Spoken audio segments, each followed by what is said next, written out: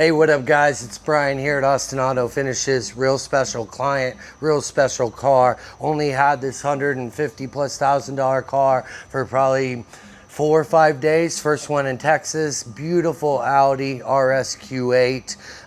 Had somebody wreck into them. So we got a new door. We got 2 new doors. We got 2 new claddings here.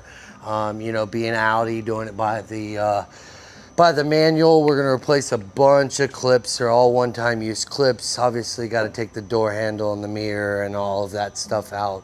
And being an expensive car, it's what you got to do. So we're going to paint both doors today. Then we're going to blend into the rear quarter panel.